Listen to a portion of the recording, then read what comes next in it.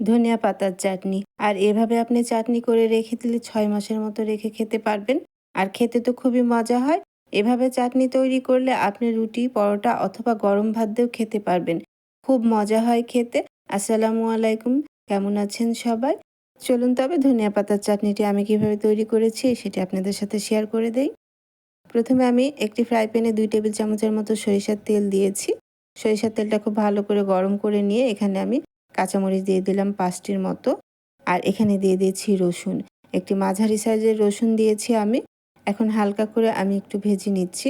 খুব বেশি করে ভাজা যাবে না, একটু নেড়ে-চেড়ে ভেজে নিতে হবে।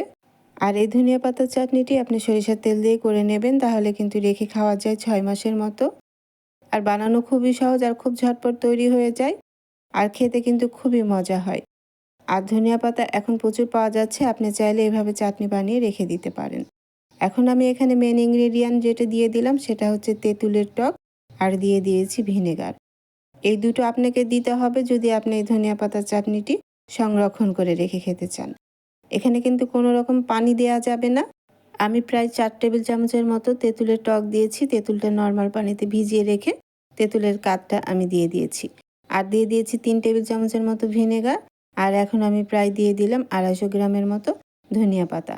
এখন আমি এখানে একটু নেড়ে-চেড়ে আমি একটু ধনিয়া পাতাটা নরম করে নেব। তবে খুব বেশি নরম করা যাবে না, তাহলে কিন্তু এই ধনিয়া পাতার চাটনির কালারটা নষ্ট হয়ে যাবে। যেহেতু এখানে তেঁতুল দেয়া আছে, এমনি কালারটা একটু ডার্ক হয়ে যাবে। আর তেঁতুল দেওয়ার কারণেই কিন্তু আপনি এই চাটনিটা বেশিদিন সংরক্ষণ করে রেখে খেতে পারবেন। আর এভাবে একটু নেড়ে-চেড়ে দিচ্ছি, দেখতে পাচ্ছেন। আর চুলার আঁচটা মিডিয়াম রেখেছি। আর তেঁতুল দিলে আচারটা একটু টক হয়, আর এই কাঁচামরিচের কারণে সুন্দর একটা ঘ্রাণও আসে আর একটু টক হয়। আর খেতে তো খুবই মজা হয়। আর এখানে আমি ভিনেগারও দিয়েছি, দেখেছেন নিশ্চয়ই।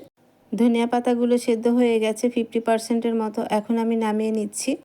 আর একটু এভাবে সেদ্ধও করে নিতে হয়, তাছাড়া কিন্তু তিতো লাগবে। এখন আমি চুলাটা বন্ধ করে নামিয়ে নিচ্ছি। আমি ঠান্ডা করে আমি ব্লেন্ড করে নেব। আপনারা চাইলে পাটাতেও বেটে নিতে পারেন। আমি ঠান্ডা করে একটি ব্লেন্ডারের জারে নিয়ে নিয়েছি। এখন আমি ব্লেন্ড করে দিচ্ছি।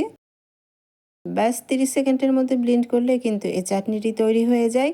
বানানো তো খুবই সহজ, দেখলেন ঝটপট কিন্তু এই চাটনিটি তৈরি হয়ে গেছে। আর আপনি নরমাল ফ্রিজে প্রায় ৬ মাসের মতো রেখে খেতে পারবেন। আর নরমাল তাপমাত্রায় ২ মাসের মতো রেখে দেওয়া যাবে। আবার মাঝে মাঝে একটু রোদে দিলে কিন্তু নরমাল তাপমাত্রায় আপনি ৬ মাসের মতো রেখে খেতে পারবেন। আমি কিছু সরিষার তেল উপরে আবারও দিয়ে দিয়েছি।